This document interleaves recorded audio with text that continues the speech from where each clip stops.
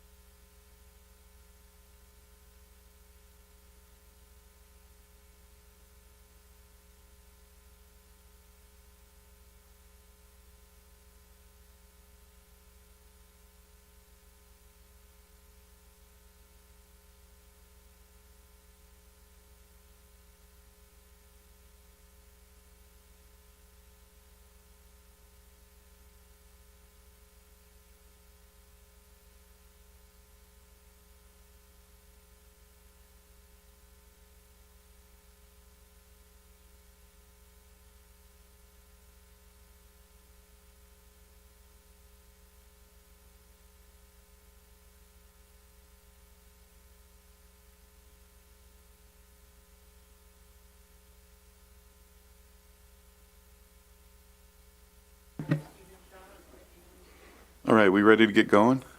All right, good evening, everyone. Thank you for coming to tonight's meeting. Welcome. Let's get down here. Welcome to tonight's meeting of the City of Desert Hot Springs Public Safety Commission for Thursday, March 10th of 2022.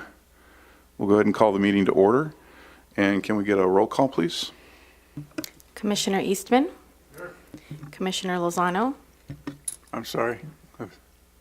I didn't have my mic on. Thank you. Thank you, Commissioner I Eastman. believe Commissioner Lozano advised staff and myself that she's probably going to be absent tonight. Based upon what the content of the email was, I would say it'd be an excused absence for her. Okay, So. thank you. Commissioner Mitchell.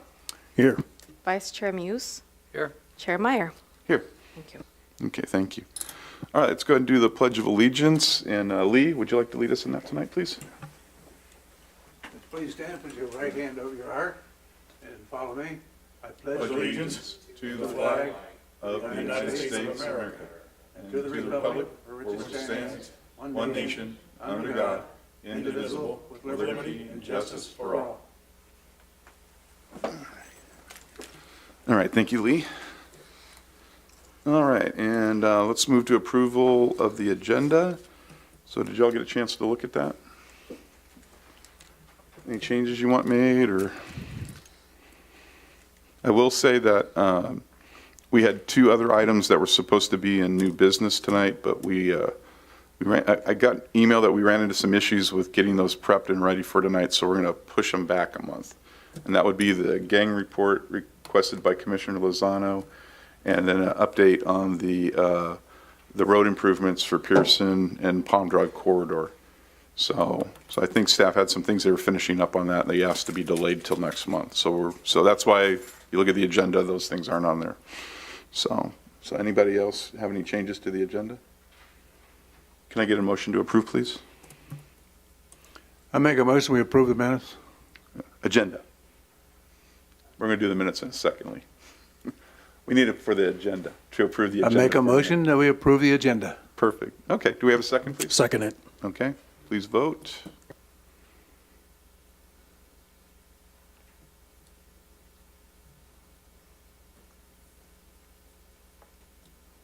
There we go.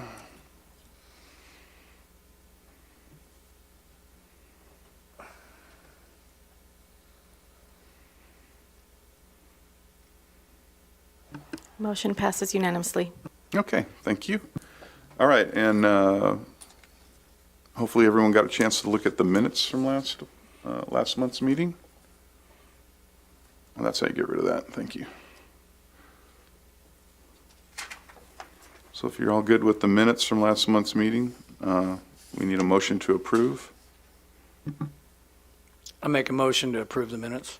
Okay. Second. Second from Ken.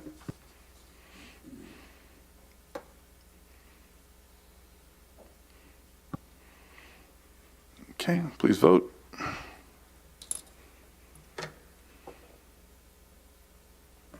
Motion passes unanimously. Great, thank you.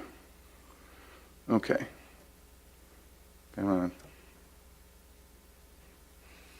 All right, we're going to move to the public comments section.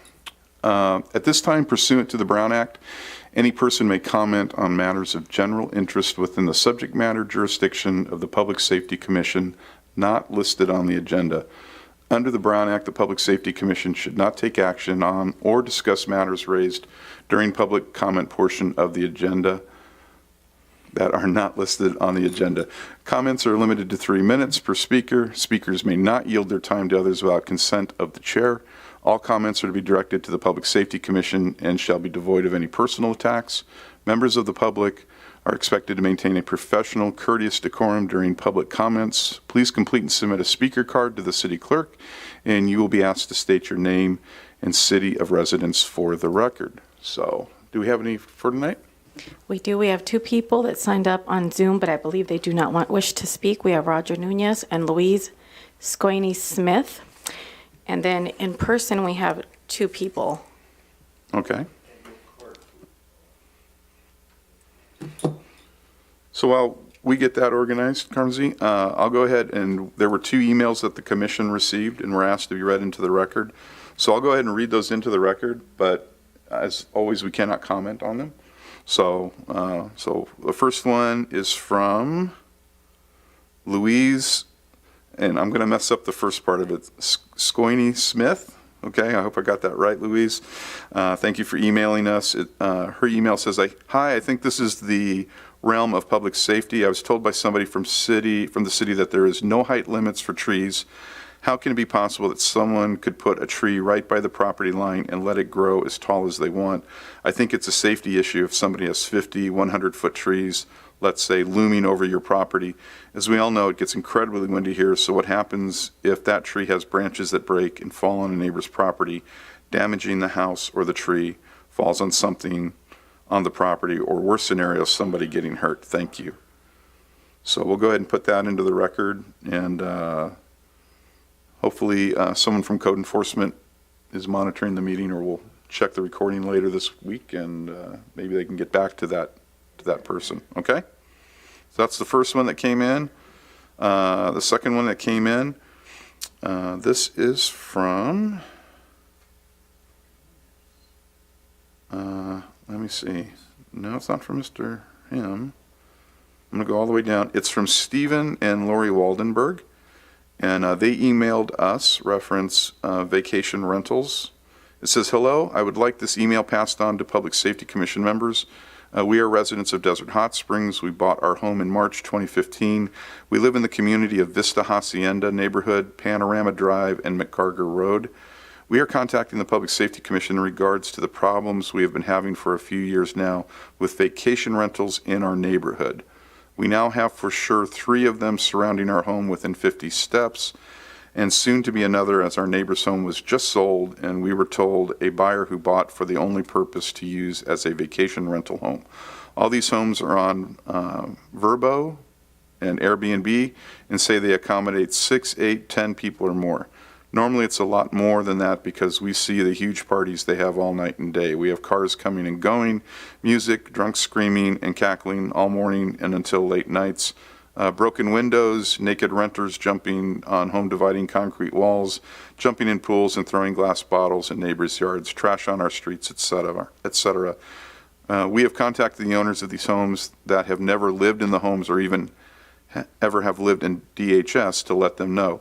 We have contacted the property management companies they use. We have contacted DHS Code Enforcement and DHS PD, normally getting help that day, but unfortunately these vacation rentals change vacation renters every 2 to 3 days, so then it becomes a revolving door of new complaints we have to deal with.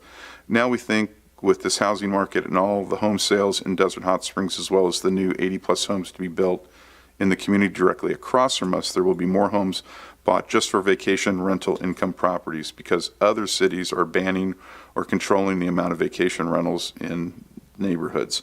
I'm asking the city of DHS to please at least to consider stronger code regulations of how many vacation rentals are allowed in communities and neighborhoods, as well as the radius they are allowed to be distanced from each other.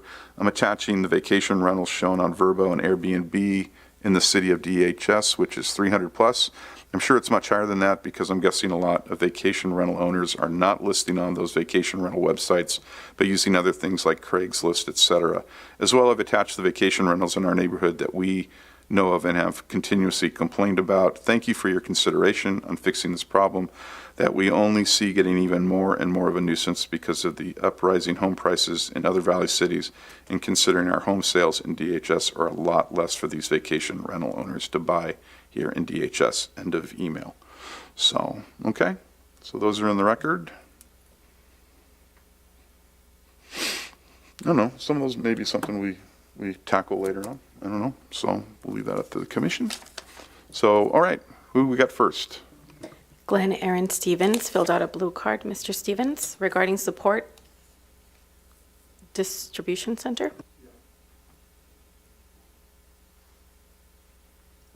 Hello, honorable council persons and Mr. Mayor, fire department, police, everybody's here. My name is Glenn Stevens, although I normally go by Aaron. My folks named me out, use my middle name, which is unusual. Anyway, I have lived in town for 38 years with my family. And I used to be the fire captain at the fire station down here. Retired in 2004. And I just wanted to speak in support of the distribution center that's slated to be considered to be built. I don't know when the groundbreaking might occur, but I think something you need to consider, you probably already figured it out, but you need to consider is that fire protection along the freeway is pretty scarce. And the closest engines to the freeway is Thousand Palms and Cabazon. The only thing in the middle is what's available up and down Palm and from Dillon. You got Sky Valley, you have the new station, is it Skyborn? Is that what you call it? And anyway, you that one, that's my old crew, they got relocated. And it's good because Desert Hot Springs is such a busy station. The engine out of the fire station in Desert Hot Springs is the busiest in the county. So that puts a little damper on it being available on a regular basis because it's turning calls over and over again. There's a great possibility that you maybe have a fire call down by the freeway, but nobody's available except Sky Valley, Skyborn, Cabazon, Thousand Palms. So the natural conclusion is that you're going to have to build a fire station somewhere closer to this big project. I took about 5 minutes and did a look online on Google, and December 19th, 2021, there was a QVC warehouse in North Carolina that burned. It has 1.2 million square feet, and it was 75% destroyed. 1 dead, 2,000 laid off as a result of that. And then there was that was in Rocky Point. There was another one in June, the Amazon, June 5th, there was an Amazon warehouse in Redlands that burned, and it went to the ground. I couldn't find any information about the loss or the cause. Also, there was another a facility in January 11th in Boulder, Colorado, a donation center for... So, Mr. Rogers, I hate to interrupt you, but you're over your 3 minutes, so you want to do like Oh, a I'm quick... sorry, I didn't realize No, that's I okay, was. you get 3 minutes. At any rate, So, do you all want I to do a was- quick wrap-up? So we kind of get... I think we've got the gist of it, but if you want to give a quick All I wrap-up, wanted to then... do is to touch base on that issue because it would be best to have additional fire resources available by the time that thing is being framed up. And even at that, it's going to take a couple of years. So put it in your pocket and think about it when it comes up for discussion. Maybe you can find a solution.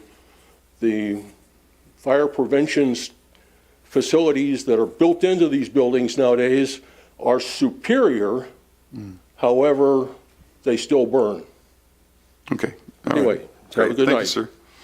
Just for clarification, I am not the mayor, and this is not the city council, okay? So, and I do know we have a city councilman here, so I just wanted to make sure he knows we're not trying to usurp his role. But that was, yeah, that's some good information. And for those of you who may not have been paying attention, the chief here has, he and the city have been working hard, and we've pretty much nailed down that we're getting some extra fire service here in town very soon.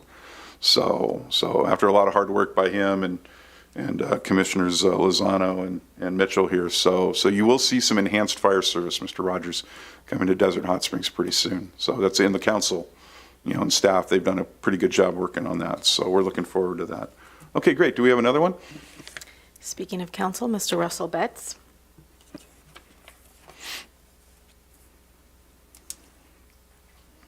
Good evening, Commission. It's good to see all of you, Mr. Mayor. Not in your lifetime, sir. I wanted to take a minute here to first thank Deputy Chief Shaw and Chief Henson for the outreach they've been doing in the community. I attended one meeting with them, and it was really good to get out and see the public and the questions that they have on public safety. And I think all of us, as you sit here week after every meeting, is that there's so much more that we can do to reach out to the public. And so I just want to thank them. It's a lot of extra effort. They took a lot of questions, endless questions, but they just kept going and going. And I know there's been a couple of meetings here. I want to suggest, as I got out and did that, we're opening up. COVID's, been relaxed. We can get out and do these meetings now. And it was really good for me to get out there and be able to get into that environment. And the thought crossed my mind that I don't know if the commission wanted to maybe take this on the road, maybe with an extra meeting a month or something, maybe in a different location. We were in here last night for the discussion on the districting, and there was pretty good turnout as far as those districting meetings go, but the topic of discussion is how do we get out and reach out to more people? And you guys have been set up to do a really important function in the city which is to dig deep into the public safety issues. When the council gets these issues come before them, we've got so much else going on, we really can't dive into it the way you can, and I've seen you do it. So I don't know, I'm just throwing that out there as a suggestion. You don't have to take up on it, but and then final thing I want to say is that you guys are really doing a really good job. I'm just really super impressed with this commission and how you're taking up these issues. So anyhow, thanks for that, and there's a suggestion, and maybe you can get a roadshow going for the Public Safety Commission. Thank you, sir. Thank you. Anybody want to agendize that? Anyone feel like agendizing, maybe talking about a roadshow next month, talking about going on the road? Yeah. Yeah? Yeah, I'd like to stick that Okay. on the agenda. I'd like to agendize that, I guess. Can we make a motion for that? Yeah, can we make a motion? Yeah. I'd Want like to to make a make a motion? motion to agenda side for a road show for a safety public. I'll second it. Okay. Who moved? Commissioner Muse? Yes. I always say Brian. Brian. Brian moved and then Ken seconded. I'm going to do a verbal roll call for that. Okay. Thank you. Commissioner Eastman, Aye. Commissioner Mitchell, Yes. Vice Chair Muse, Aye. Chair Meyer. Yes, please. Passed. Okay. Any more public comments? We have Roger Nunez on Zoom that would like to speak. Okay, perfect. Thank you.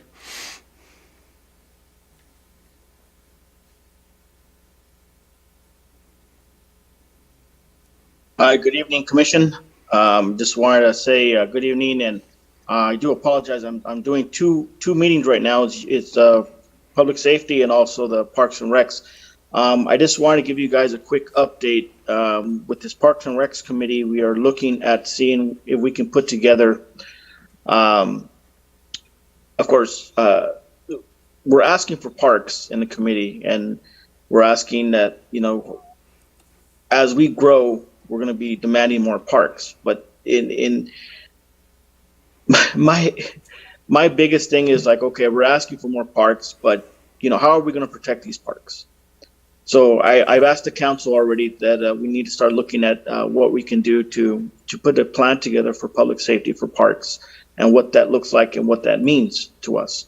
The Parks and Recs Committee is already doing so I'm asking this commission that maybe there's something that you guys want to consider is I really would value your input as what we need to do to protect our parks and what aspects, and just to pick your brains and what you guys think of. So in the coming months, I'm hoping that you guys can put that on the agenda and see what that looks like for you guys as a commission, what you guys would like to see. That way we can incorporate the Parks and Recs Committee and also the City Council. So thank you guys for letting me speak. It is an honor to watch you guys. You guys do very good work.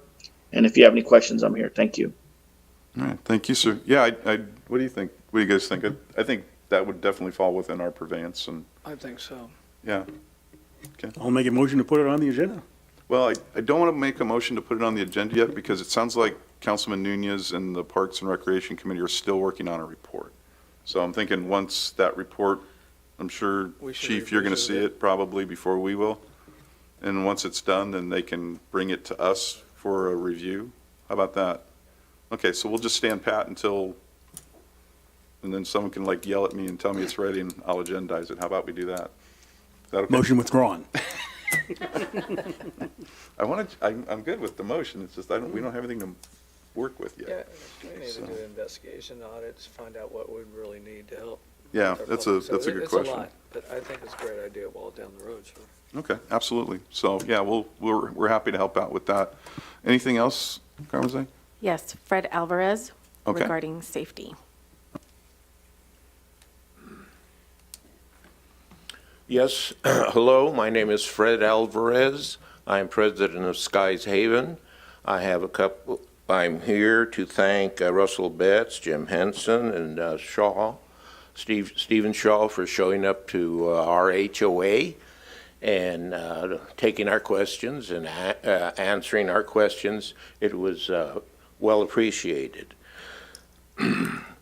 I've lived here now, I've owned property here since 2003. I've been here since 2014. I'm a refugee from San Francisco. And though there are worse parts in the world. I know there are bombs falling on places in the world. People are evacuating. We at Skies Haven feel like we're under siege. People are jumping our fences.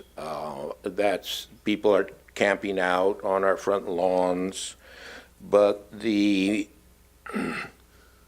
when we talk about raising our fences, there's always the objection to barbed wire. We're told again and again that we're going to be liable, or it's against city ordinance, or that we can't do it. Is there some clarification on can we, or can we not use barbed wire on our fences? Anybody wish to comment on that, or direct me to what department would? Unfortunately, we can't comment unless we agendize it for a later meeting. But usually, and I assume they're busy or something, because usually code enforcement's here. And usually what happens at these meetings is if you have an issue like that, the staff will take you to the side after your public comment, and then they usually help you work it out. And that's the beauty of this meeting is, but unfortunately, code's not here, neither is animal control. So, I don't know, maybe Chief, you can. I'll be the one, if you're still here. Yep, we can. And Code is the one, because I'll defer to them, but I can get the information for you. Code. Yeah. But we can talk afterwards, and I'll make sure you get what you need. That's at the very end of the meeting, is Yes. it? So if I leave, I just give you my card? I'll give you my card, and you can call me. Okay. And then the other thing is, we are in favor of more police. We're not in favor of defunding the cops. I don't know if this is the proper, but we're for refunding, or we like more police on the street. And that's all I have to say. Thank you. Thank you, sir.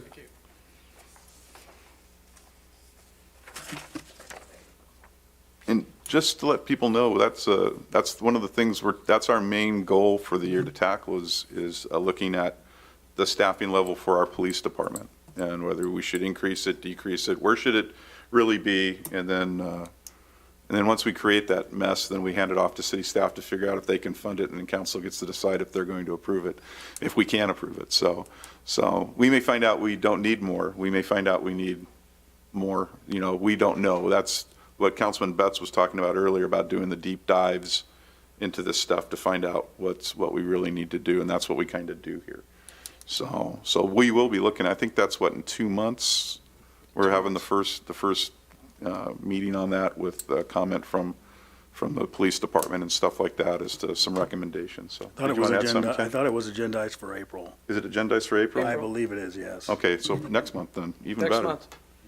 So yeah, come back next month and you may. We are all in favor for always more police on the streets, so I just want to say that. And while we may be in favor of it, the question is it a good idea? And can we Exactly. afford it? And can we do it? There's definitely many avenues that go with safety besides just police, as Yeah. you were saying in one of our meetings. Absolutely. So, okay. Anything else? Yes, I apologize to Ms. Rodea and Calkins. They signed up via Zoom. However, they're here present, ready to make their public Oh, comments. okay, great. Hi, Hi. it's me again. I bugged you guys last month. By the way, I'm Jennifer Calkins from Desert Hot Springs. I'm the one who was bringing up the point about needing a stop sign on 4th and Mesquite.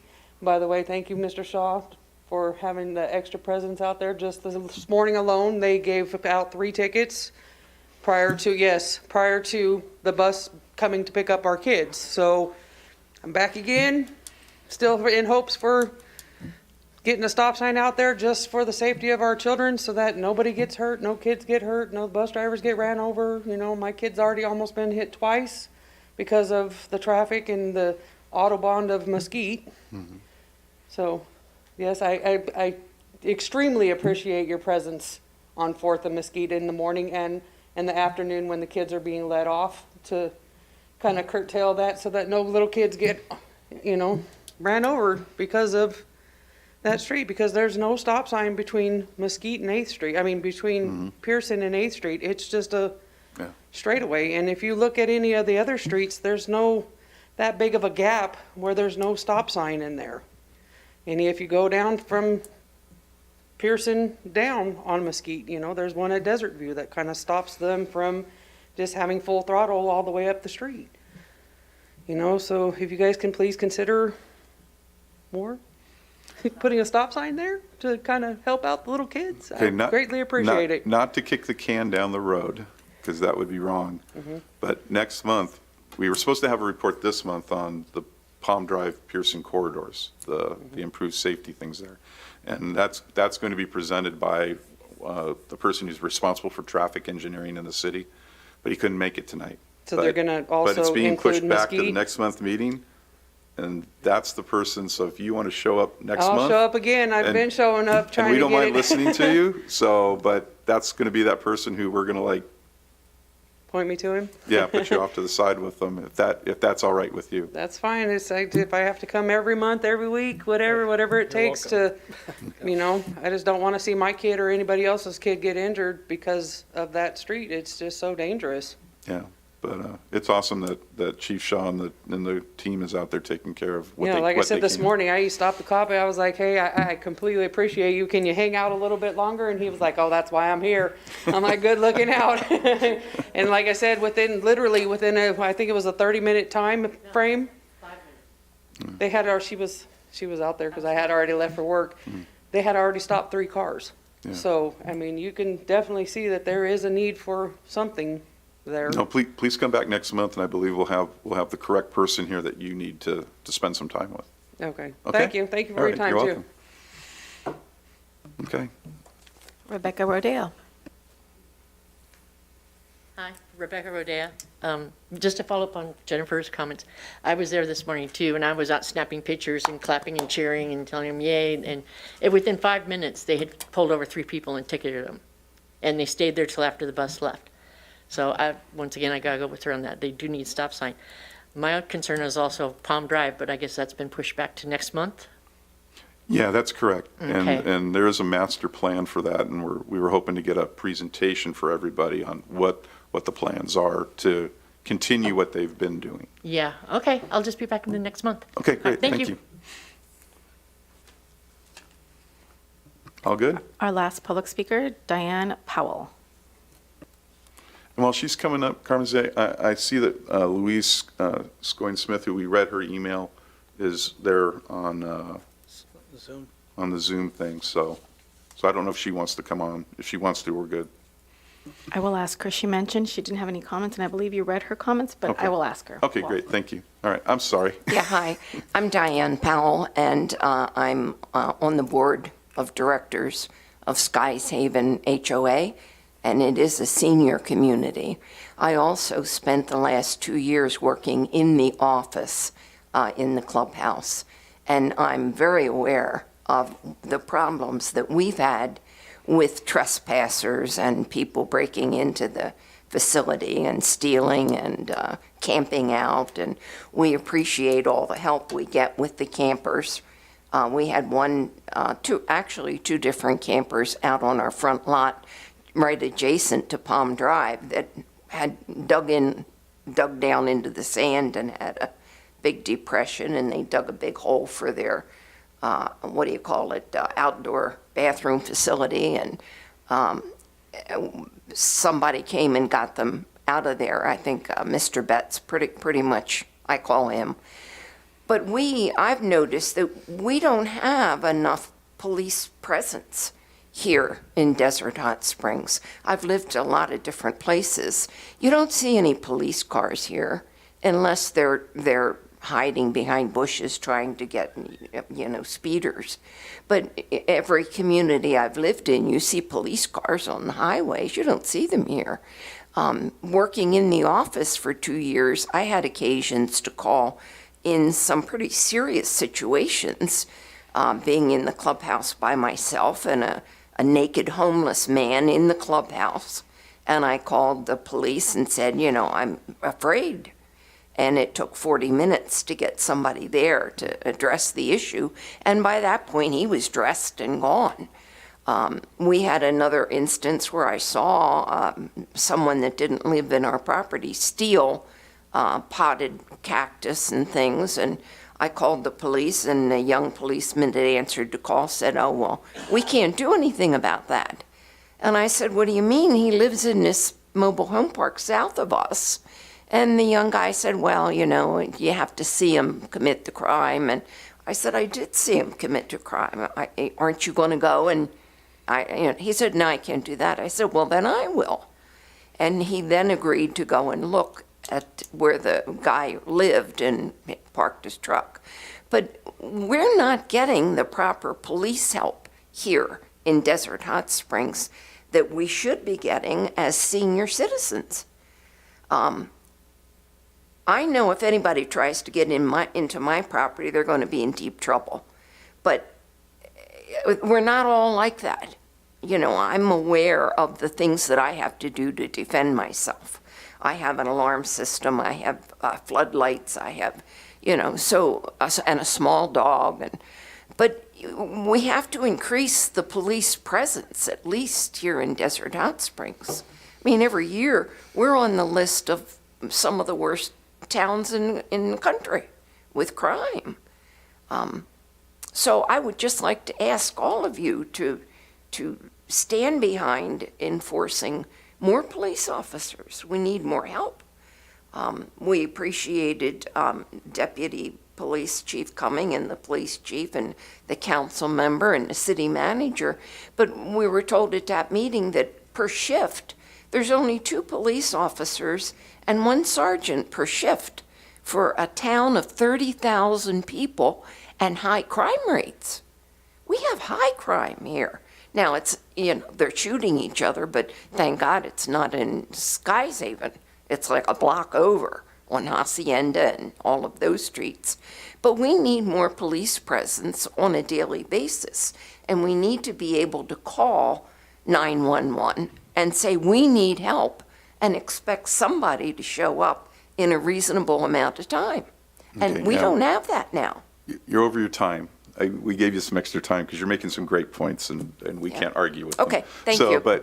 So I hate to cut you off, but that's all right. That's what we got to do. So, like as we mentioned earlier, that whole concept, that whole issue is our issue for this year. That was our issue last year with the fire department, was finding some way to get enhanced fire service, and everybody got together and did a great job at all levels within the city. And God, I can't wait to see it roll out. It's going to be awesome. But the year before that, we worked on the Palm Drive safety corridor. And the year before that, we worked on changing animal control. And the year before that, we worked on code enforcement. So this year, the police department really hasn't had any attention from us in 5 years. That's because they've been doing a great job and they haven't really needed our attention. But now it's time to look at staffing. And so it is something we are going to work on this year. And it's going to start at next month's meeting. So please attend. We're looking forward to have input from everybody. So, have we got anybody else?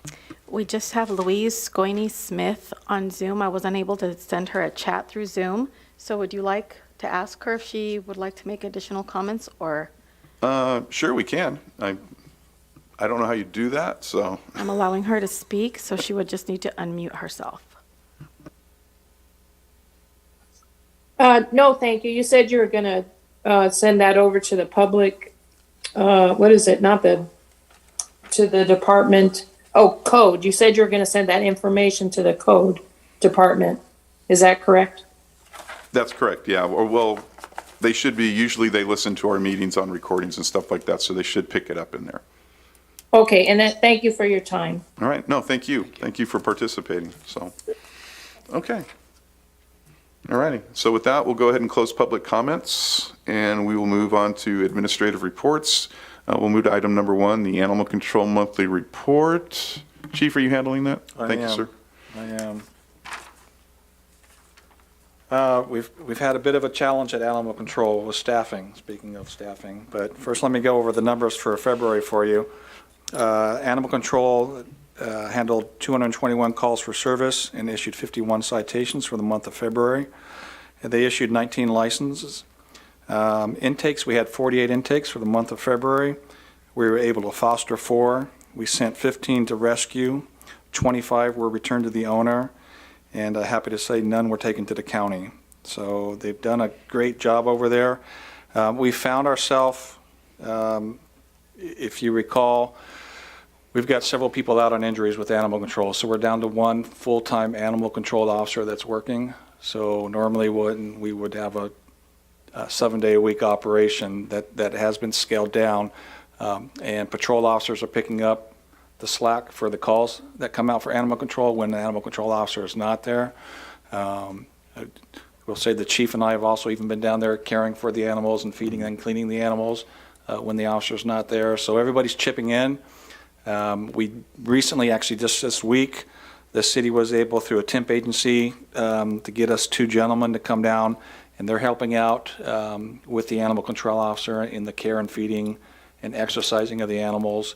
And then the city we just posted a job announcement for a part-time animal control officer. So hopefully in the near future, the folks that are out are healing up and we'll get them back and then get some other help. But we're doing our best to stay open and handle those calls for service. And like I said, when the animal control officer specifically is not there, they can still call and we'll send a patrol officer out. If it's something that's real technical an officer can't do, and that would be more in terms of licensing or something like that, we'll get that information and follow up as soon as possible with those folks to get that taken care of for them. So we're kind of like down to Monday through Friday, 8 to 5-ish, or? Yeah, so Ken Talley is our current animal control officer that's working, and we're moving his schedule around. He's been very flexible so that, sometimes he's there on the weekends, and he's kind of changing his days off and stuff. Like I said, he's really being flexible and helping us out so we can mix it up a little bit. And for folks that can't get down there on like a Monday through, Thursday type schedule, folks that need to come down on the weekends, we can get somebody down there. It just won't be every single weekend. Okay, all right.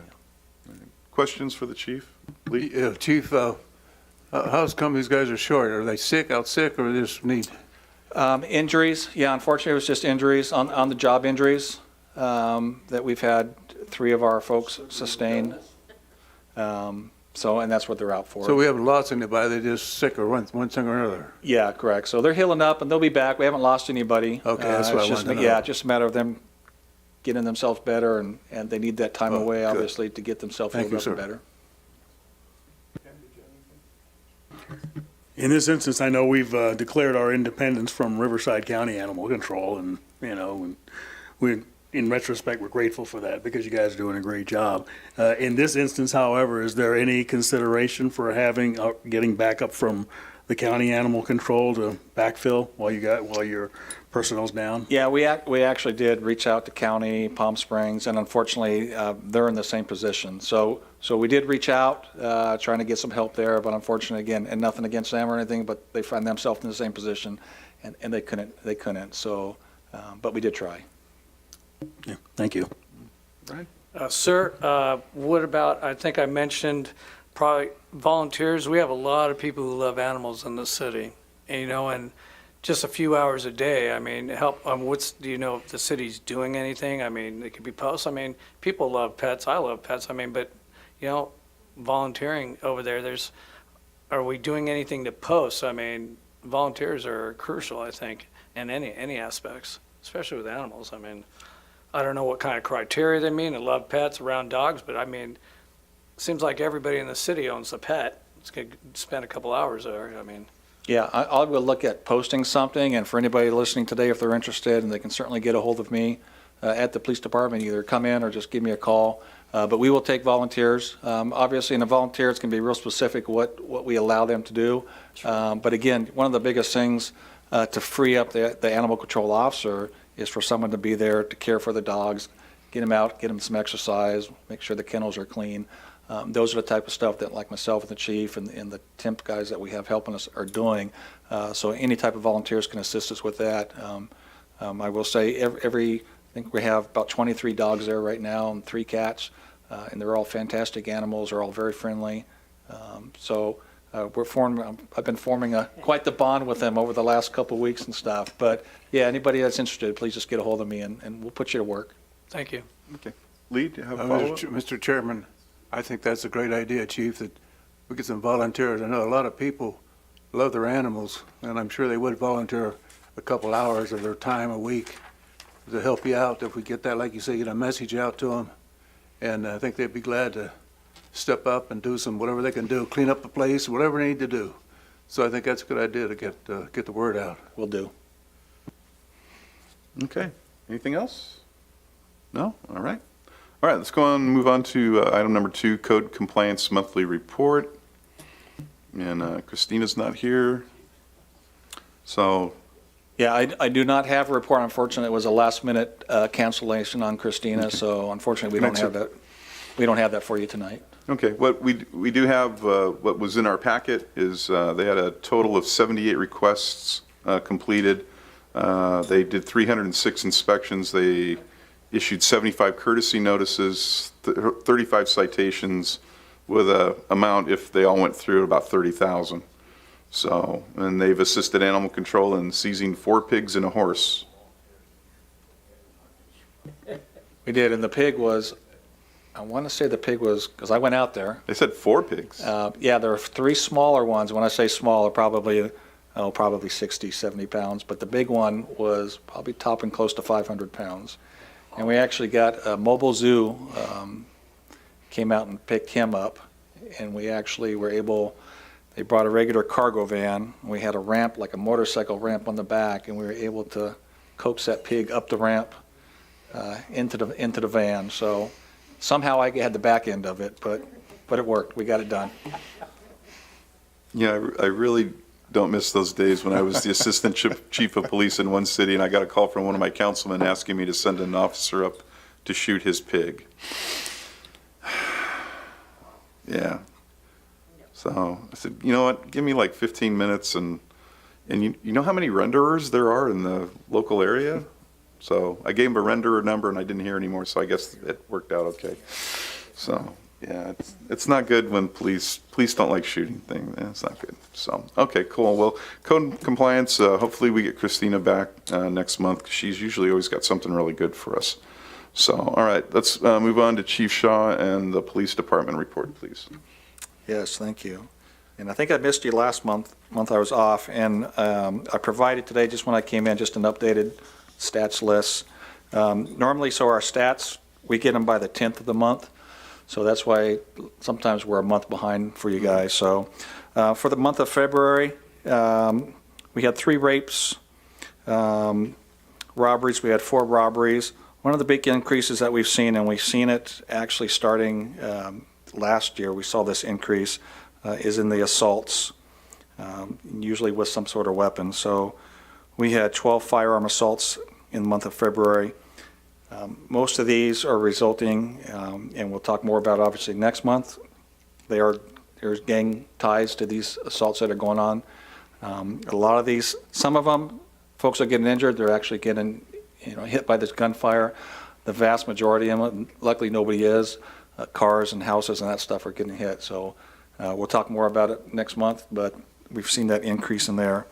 Our auto thefts are not too bad. We did 11 for the month of February, which is not too bad when we look back in the last year or so.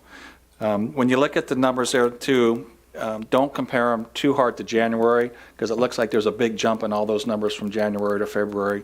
And January is when once again, we had to change our report management system. And I don't know if this was discussed last month, but if you recall last year, we went to a system. Not only did we change our report management system, not by our choice, but because we're tied in with Cathedral City in our dispatch center, so they do both our CAD, our dispatch, and our report management system. And so we had to go with the company that they decided to go to. We went with them. We weren't happy with them. Cathedral City was not happy with them either. And in January, Cathedral City decided to pull the plug. We had been having those discussions to get rid of them, but they finally got fed up and just pulled the plug, which kind of sped up our process to do it. But what that left us with for January was some incomplete information. And we've yet to get that information from that company, so we go back and forth. So when you look at those numbers, I just don't want you to look at them and say, wow, there was a big jump up from January to February. It's just that some of that data is missing, has been very difficult to get. I don't know about the other commissioners, but I wasn't happy with them either. Yeah. No. As far as activity for the officers, though, for the month of February, they handled 2,876 calls. 2,109 of those were calls for service, and 767 were officer-initiated, self-initiated by the officers. 926 officer-initiated different types of contacts, ranging from traffic stops, pedestrian checks, vehicle checks. Accidents, we've still seen a large number of accidents throughout the city, unfortunately. We had 61 accidents in the month of February. That's both injury accidents, non-injury accidents, hit and runs, that type of thing. 50 arrests were made, and then 145 citations were issued for the month of February by officers. The vast majority of those were traffic citations, and then there's some Unicode citations in there. Budget-wise, so right now we're about 67% of the fiscal year, and budget-wise, the police department, we're at about 70% of the budget. So we're just a little bit over that. We talked about that at the beginning of this budget cycle, at the first quarter, when we had some big expenses that were unforeseen. So we knew we'd be catching up a little bit as the year goes along, and we catched up pretty well. Code compliance is at 62% of the budget, and animal control at 65% of the budget. So everybody's right where they should be for this time of the year. Update on dispatch center. So the dispatch center construction has begun, and surprisingly, when it comes to construction, we're right on time. We're still looking at a May completion date for that. We've ran into a couple things. Obviously, when you're taking down walls that are 30, 40 years old and stuff like that, you're going to find some surprises. We found some, but worked through it. So they're doing a fantastic job. And again, we're excited to have this happening, and come May, we should have the dispatch center done. We're currently in the hiring process for dispatchers. If anybody is interested, just go to the website, and we've got the information on how you can apply for dispatch position. We're hiring both folks that have experience, and if you don't have experience, we'll train you. Currently, we have about 15 people going through the background process for the dispatch. We're looking for 12 full-time and 4 part-time folks for dispatch center. So again, if you're interested, please apply and come join the team there with us for dispatch. Officer staffing, we'll talk more about that obviously, but just want to let you know a couple things that happened over the last month and that's happening in the next week or so. Excuse me. One of our CSOs, George Bailey, is starting the academy next week. Tomorrow's his orientation day, and then he starts the academy next week. We are sponsoring Officer Bailey through the police academy. The police department hasn't done this in a long time. For a long time, we've been just hiring folks, lateral officers or folks that have put themselves through an academy. So George came to us close to a year ago, or right about a year ago, as a community service officer. He has just excelled and really impressed us. His ultimate goal was to be a police officer, and he's committed himself to Desert Hot Springs, so we're excited to have him. We're excited. The academy's 6 months, so we're going to lose him for 6 months, but he's ready to go, and we're excited that at the end of that 6 months, it'll be in September, that we'll get him back here and have him on the streets as an officer. So he's a great addition to the department. We do have a new officer that's starting on the 21st of this month, so we're excited about that, to bring somebody else on, and we have a couple in the background process. I know we talked in November, December, and the first part of January that the applicants were slow. We weren't getting a lot, and we kind of were looking at it's the holidays, and hopefully after the holidays we'll start picking up again, and we are seeing that rise in the number of applicants coming in. So good things happening there. Hopefully it'll continue, but we're working on that, and again, we'll be talking more about staffing in the coming weeks. Okay. Questions for the chief?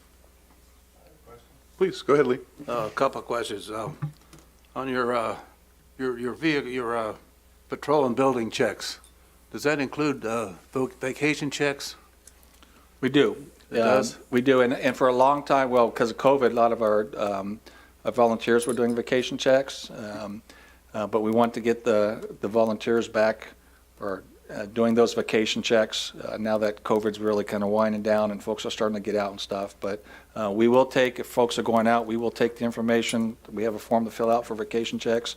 We will take that information and assign someone to check on those. But you, in the future, when we get that going again, can you list that as an individual thing? Is that vacation checks? I mean, does that make any sense to you? I'm sure we can. You can say that we're doing it, getting it done. I think it's important that the vacations, we've had a rough time with the virus and all that, but we'll get that going again. And for some reason, it escaped me with the other question. Oh yeah, I know the new officer, when you're hiring fresh, is he a local guy? Or you have to be a guy, I guess. He's from the San Bernardino area, Yeah. so not local to Coachella Valley, but But he's a valley guy. but in the area, yeah, in the area. Yeah, Okay. and he comes with some experience from San Bernardino sheriffs. Oh, that's close. Yeah. Yeah. Close enough. Yeah. All right. Thank you, sir. Thanks, Commissioner. Okay, Brian? Chief, I had a quick question regarding, not so much on the statistics, but one of our Zoom emails that came in on, what was her name? I think it was it Louisiana Smith, Glenn Support? Excuse me. Well, one of our, about the Airbnbs. Now, when we usually go out there, are you seeing an increase of, more people, disturbance, 415s on more like that? Because obviously, somebody calls in, I have 415 noise. I mean, you don't know if it's an Airbnb or not. I didn't really, there's really nowhere to say where that would fall under calls, so. Yeah, it would fall under really a disturbance call, and I can't speak that specifically we've been able to identify if it's an Airbnb or not. Sometimes we can if contact is made. For instance, if we get a call for maybe a loud party, loud music or something like that. If an officer goes out there and the music is no longer going on, the party's over, then the officer checks the area and leaves, and we don't know if it's an Airbnb or a private residence, that something was going on. If the party's still going on and the officer makes contact, then more than likely they're going to find out if it's someone there that's renting the place for the weekend or not. But I don't have specific stats on that. I know 2 council members are working on that specific issue. So just kind of waiting to hear what their report says and what they come up with. Now, would disturbance fall under your statistics per month where disturbance, it's, I guess obviously important to some of our people living in the city about, some of the Airbnbs are starting to bother them, and I don't know how we, put that in there. As far as this is an actual call caused by this, and, it's like, well, this is what we're seeing, so the city council knows how to, put in a control, or, if they call code compliance, they're not gonna respond, not like the police officer, hey, I've got a noise and I got a huge party, so I don't know, in the future, I don't know if we can come up with something to create, because, again, I can say, I want to squish them, I'm this person, I wanted this, I want control, but on the disturbance, I don't know, again, where that would fall in there. Yeah. There's got to be some way to control, because it is getting more and more and more. We are getting people in Airbnb, and, and we have, officers have more things to do than just run out to an Airbnb call, so. Yeah, and I think probably the timing is probably right, especially with the new dispatch center coming, and our CAD and report management system is and I'll talk to my dispatch manager, is finding out if we can identify when we get a call like that, to put a note on that we're able to pull up that specific type of information for our stats. Nowadays, you should be able to get stats for anything, so I'm sure it's something that can be included in the system that we can get that. I think it would be important to be able to log that, because especially, these are businesses coming in, they're paying a monthly fee or whatever, they're running a business there, just like anything else, so I think that would be a good stat to, definitely have. Thank you. Thank you. Ken? I just noticed, I don't know, I have 2 sheets in front of me. One's on the computer screen and there's another one that isn't. If this patrol statistics sheet was also influenced by the delay or difficulty with the report management system as well. Yeah, very much. So we went back to, not to give a plug for anybody, but we went back to Alliance, which is the system we're currently using. And it's just much more user-friendly. It allows us to capture this information that we wanted to capture, that the system we were using that we weren't happy with, it was very difficult, and some of it you couldn't even capture to get that. So we're back to what we had before, and we're able to capture this information that for about a year or so we missed really being able to get. Okay, well, the reason I brought it up is I noticed that there was a huge jump in particular in the moving citations that were issued from 16 in January to 128 in February. I don't know if, the problem that you alluded to had anything to do with that. And I noticed the number of accident reports written by officers also increased from 42 to 61.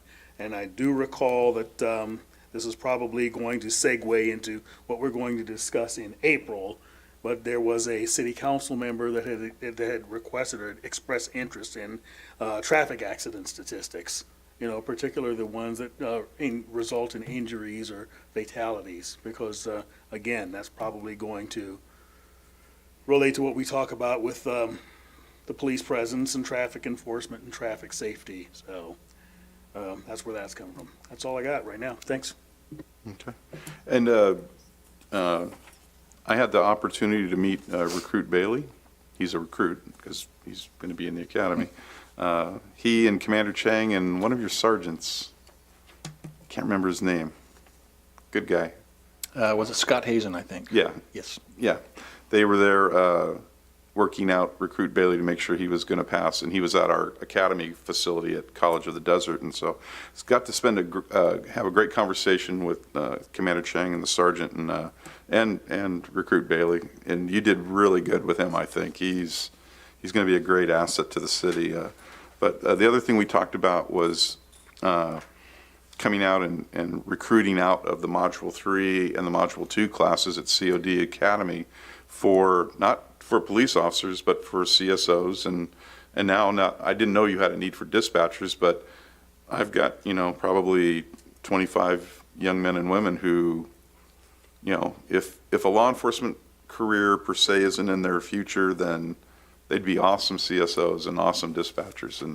And so if somebody wants to come down and spend some time and kind of try to pitch them on it, and Chief, I do the same thing for the Fire Academy, believe it or not, I do, actually. In fact, I talked to 2 young people today about getting into our Fire Academy.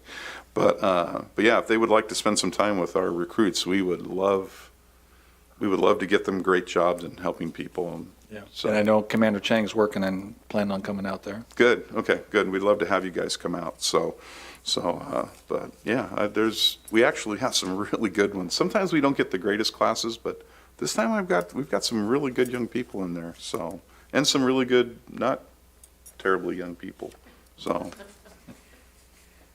well, you never want to talk about age, right? So, I mean, he mentioned the 30 or 40-year-old building that I moved into when it was brand new. So I'm having a senior moment now. Thank you, sir. So, but that's okay. It is a good building. So, all right. Anything else for the chief? No? All right. Let's move on to the fire report. Chief? Well, good evening, Commissioners. What you have in the packet is the February statistics, and then you also have a report that's labeled annual report. I'll have to apologize to you. We're having some technical difficulties, much like the chief is having with some of our IT things, and so some of these reports aren't exactly the way I would like them to be. However, we were able to hire some more IT staff, and I think some of these reports are going to be much more user-friendly going forward, so please bear with me. In February, the City of Desert Hot Springs had 391 calls for service. If you look at the incident type breakdown, you'll see there were 6 residential fires and 5 wildland fires, 6 vehicle fires, 28 traffic collisions. Pretty busy month on the fire side of things. The average response time was 5 minutes and 19 seconds, and the 0 to 5 minute percentage was 61.33%. For the jurisdictional responses, the Engine 37 made 316 of those. The city received 90 responses from an outside, provided 90 responses and received 316 responses in mutual aid back to the city. One interesting stat there that you see is the chief responses, which was 32. The reason why that is in there is because this battalion hired 2 new battalion chiefs. One is Chief Camp there. We'll do a formal introduction to both chiefs, hopefully at the next meeting, but while they were going through training, our other battalion chiefs had to come out to be mentors. So that's why that number is so high.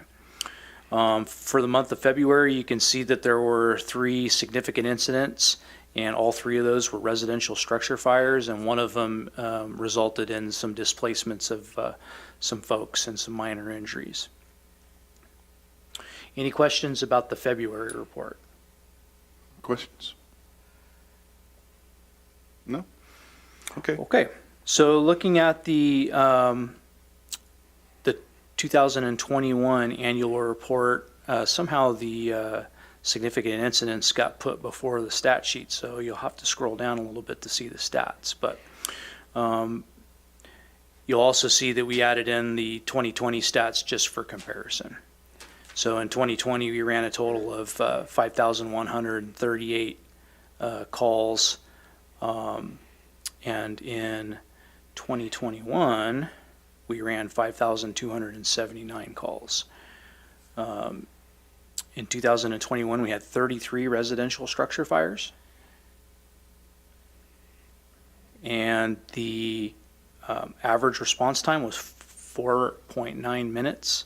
And the average 0 to 5 minute response time was 64.95%.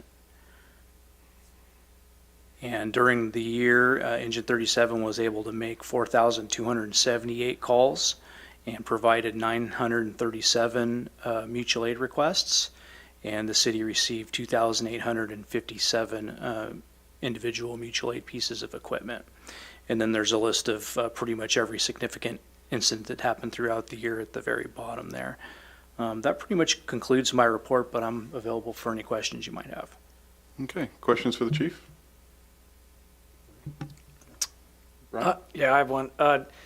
Is there, being in the fire industry, is there any particular months that are higher or greater? Because I've noticed even in the city, there's been a lot more structural fires, or, for the public that are listening, any more reason why there's maybe certain months, Generally speaking, in the fire service in general, usually the winter months provide for a residential structure fire increase just because of heating. Fireplaces, heaters, bad electronics feeding some of those electric heaters, space heaters, and those sort of things. I don't have a good indication of why this month particular there was a little bit more fire activity. I know that a couple of the fires, there were some sort of a criminal element to some of those items, but I can't tell you for sure why in February there was a little bit of an uptick compared to what we're normally seeing in trends. Yeah, I wasn't able to have transients or people, we've seen that over the past years prior, transients going in a home and setting a fire because there's nothing there. But if we're seeing an increase of that, or, the past, or it just seems like a lot more structure fires, it really does. Yeah, I know we did have, I believe we had one arrest for arson from our law enforcement division. So I can try to, I'm going to study those trends and be able to get something back to you, but today I don't have that. All right, thank you. Ken? Good evening, Chief. And just as you could probably surmise, I have a couple of questions. Sure. Being from the fire background. Actually, I first had a comment. I see you in the, there's a couple of significant incident report forms that were submitted in our packet. And as I read through them, there were a couple of these reports where there's some personal information that is listed. And I was wondering if that was planned or if that was an oversight as to why the personal information in these reports was not redacted. Because I don't know if that's, if that's the plan, is when you have an incident, unless there's a civil litigation or a criminal investigation, the unredacted reports can be provided to law enforcement or attorneys as you may conclude. But, just to have it submitted in a public record and to have personal information like that, it kind of gives me a bit of pause. to actually have that seen in a report that's submitted for public record. Is there anything, do you know anything about that? I'm scrolling through them and I'm not seeing what you're seeing. I'm referring to, I guess they're called significant incident report form. Yes, And sir. it's not on every one of them. Okay. Can you give him a page, Ken? I'm trying to get, well, I can give him, Right down, it's like right down here in the corner. let's see, One of whatever. it's page 18 of 29, which is one of them. I can give you the incident number as well, if you need that. And there was another one that is, I guess it's page 1 of 29. Those Okay. 2 pages include personal information. Okay. And I don't know if that's appropriate or if it should be appropriate. Perhaps that's the part of the report that should be redacted before it becomes public record. I So, don't so know. these are generally speaking just notifications that we send out from the scene. Mhm. I'll be happy to sidebar with you and see what you're talking about. Okay, perfect. Perfect. So we'll table that for the moment. I think we talked before about the nomenclature that you use as far as your responses. I was accustomed to using clear text when we talked about structure fire responses, when we talked about full assignment, when we talked about filling out hazmat responses, which units were responding, whether you're having engines respond, trucks respond, service squad, which you would call a breathing support. I notice you have the units responding Charlie, Delta, Bravo, Echo, and Code 3. And I think we talked about it before, if there's a modicum or a method that we could have to probably distill that down into layman's terms so that we know exactly what a Charlie response is, what a Delta response is, Bravo and Echo. And I'm sure we're probably on the same page as describing what they mean. But- So I Go ahead. can clear that up for you real easily. So basically what you're seeing there, those are all the Code 3 runs. Mm-hmm. So that's with the emergency medical dispatch. There's actually roughly 10,000 different dispatch types Sure. broken Mhm. down. And so EMD. what we wanted to, with this report, what we're trying to show you is the numbers when a vehicle is going Code 3. So when all the other type of responses would be an alpha, and that's a non, it's a non-Code 3 run. So, something that doesn't meet in the emergency medical dispatch, it's not meeting the criteria to drive Code 3 to. Okay, so you're saying that this, basically it's borrowed from the EMD protocol? when It you is talk- the EMD protocol, yes, sir. Okay, yes, I know. Okay, that makes sense. And I noticed in 2020 you had, I think I counted out in excess of 20 structural fires in 2020, and I think you had at least a dozen or so in 2021. And I'm going to echo Vice Chair Muse, and that's for a city of 33,000, that's working, coming from a city of 25,000 and 55,000 up until 4 years before I retired. Comparing jurisdictions, that's a lot of work you're doing. We come from, my jurisdiction was a little different than Desert Hot Springs. It was more in, how would I say, part of the Silicon Valley, rather, upper crust community, affluent community.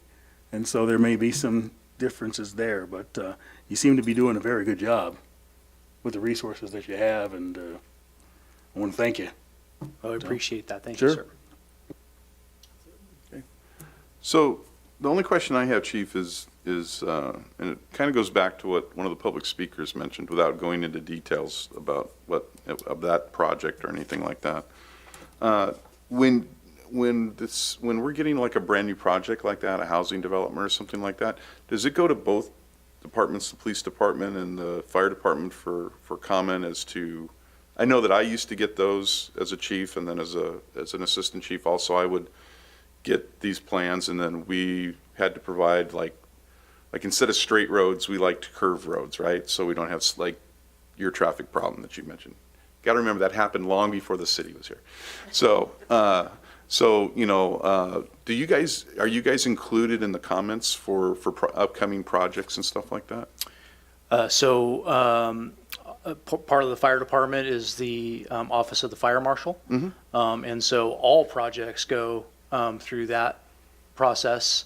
And so basically, if we just used an example of Project X, whatever that might be, when Project X comes to the city and wants to pull a permit and start going down that road, all the different building departments whip out their forms, and one of the check boxes on there is that they come see the fire marshal. So then as they're going through their processes, the fire marshal gets to look over the plans and make sure that the building and the surrounding parcel all meet the fire code that's updated, I think every 4 years it's updated.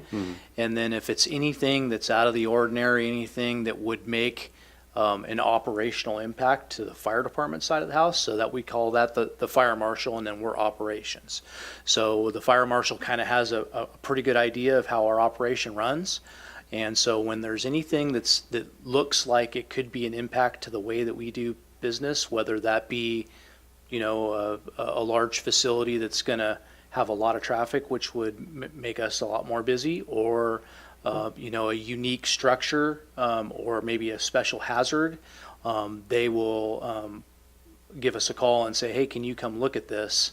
And so then we go look at the plans, we drive out to the site, we kind of look through those things. And then a lot of times what happens is that the project managers for the building, whoever is going to be doing the project, sometimes they, for whatever reason, they may have something that they want to provide an alternate means of meeting the fire code. So say, one room has some specialty computer equipment and they don't want to have a water fire protection system for that room, then they can provide, this is how we're going to protect that room. It's not going to be water. It's going to be this, magic chemical that's not going to hurt the environment and all these other things. And then we go through that process and make sure it's safe and makes sense for the operation. So pretty much every project that comes in, we get to at least look at on the fire side. So an example for the fire side would be Skyborn. There was going to be a lot of houses in that development, and one of the conditions placed was that we need a fire station there, correct? Would that be a good example? Yeah, I think I was mainly speaking of commercial or industrial. yeah. Residential, I believe when the fire marshal gets involved, it's a certain amount of units. And so generally speaking, that would be like a collaborative effort between building and community development, kind of working in collaboration to make sure that, we have enough fire hydrants and a water source and all of those things. So sometimes that necessarily doesn't affect the operational side, like a commercial building or an industrial facility. Okay, but you are part of the plan. Somewhere along the line, the fire department is part of the plan check process. Yep. Perfect. Okay, great. Chief? No. It's a short answer for you. My experience is, it hasn't been like the fire. Usually, a lot of times it's after the fact type thing. Usually not at all in a residential type setting. Not to say that behind the scenes city staff isn't looking at that, but it's not normally something that comes to us in the planning stages. Not normally, not in my experience. Okay. That's something we may have to talk about. SEPTED, you heard of that? Yeah, that's worth its weight in gold. So, yeah, that's something we may have to think about in the future is, does police for some reason have a lot of good input as to preventing things from happening. So even though we're not traffic engineers but. Yeah, we usually have some good insight on what could be expected. Yeah, no, maybe that's a discussion we'll have to have with Chief Henson maybe, so. Okay, anything else for the chiefs? No? All right, we'll go to commissioner comments. Who wants to start? I'll be about happy. Good. just wanted to bring this up. We were talking last couple months, even on Skype and Zoom, about volunteering. The city has now put an easy application for Desert Hot Springs Citizens on Patrol, and that would also go for, I guess, animal control chief too, because we have the application. So now any residents in the city who wants to volunteer, some aspects of the police, whether it's volunteering, which we can always use, Citizens on Patrol for patrolling, doing your checks, getting somebody out there, being the extra eyes for the police department near the stop signs. I mean, there's a lot of stuff there. They can go to our website, fill out an application, drop it off to our girls there at Police Records, and then we can take it from there. I mean, there's a lot of opportunities to help with the police department in all aspects.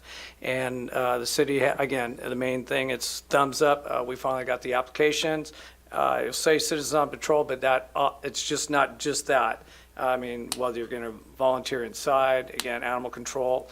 And then we've just also hired another, we just had another COP finally get through all the books, and he just started. His name's Paul. He'll be joining us. Another pair of eyes for our city and all the communities. And we have a few applications getting ready to go in background. So that's all on a positive note I wanted to change. We're all moving in the right direction. So that's all I have. Good comment.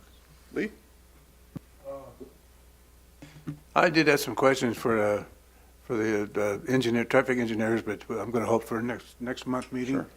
We're not going to do it, so I'll cover it next month. Some questions I had, so that's about it. That's all I've got. Okay. Ken?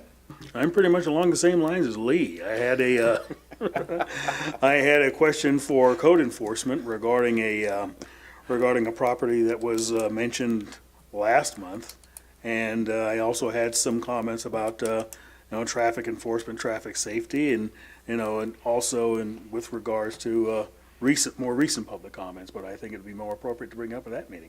Okay, cool. And for my public comments, I'm just wondering if the chief wants to come up and introduce himself, because we probably will be seeing him at meetings when you're not able to make it.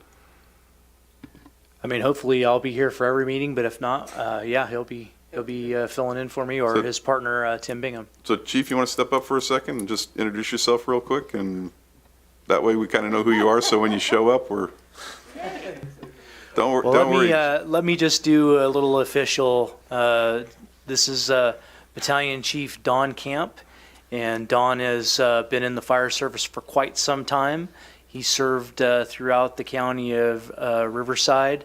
His tenure in several different things, including the county's hazmat response team that was stationed out of Fire Station 81.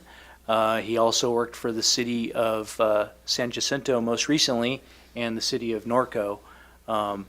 Chief Camp's been through the ranks from firefighter all the way to captain, and some of his additional things that he's doing.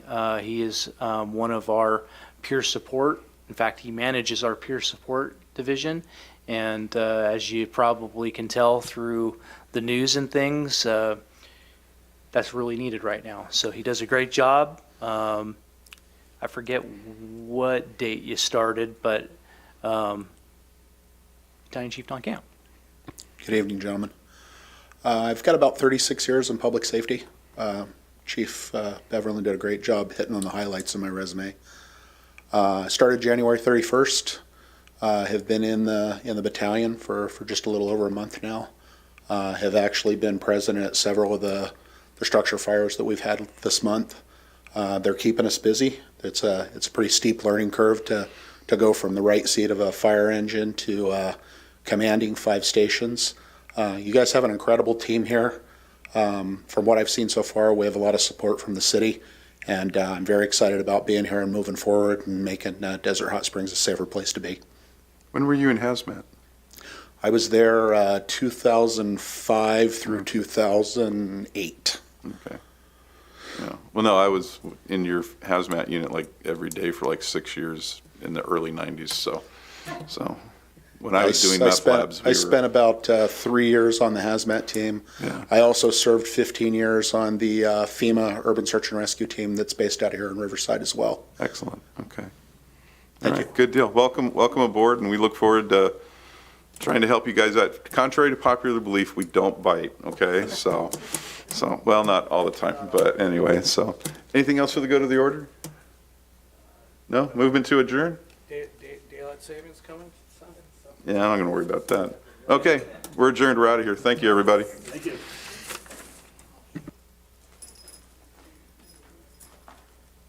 Welcome. Thank you. Because we sorely need it here. Like I said, this is the busiest fire department in the county. Okay, go grab it. You want to show me my pictures I took? I got over 80 plus summer. I posted on Desert Hot Springs homepage, or Desert Hot Springs neighborhood watch, or neighborhood group. I got over 83 responses, you know, for the pic. I took 2 pictures of them handing out tickets, and I got like over 60 some comments now. We're so grateful that you came through, even though you got tased. Yeah, that's all right. Yeah, well, and the wheels turn slowly, but they do turn. Yeah. They do turn. I'm on the Sunline, I'm a volunteer on the Sunline board too. We had our meeting earlier this week and, Do you know Mass- also about the distribution stuff that's going on? I just heard the word that right here. Yeah, so we're working on that too, Yeah. so we can get more participation. I just heard about that big warehouse they're building down there. And I got what that gentleman was talking about this fire and stuff. You need to, yeah, that QBC fire, that was all, because I ordered a QBC and I'm like, oh my God. They have one guy who died just about for a new hire. He's working there like a few days. And I'm like, yeah, it happens. So if they're gonna be building a facility like that, they need to have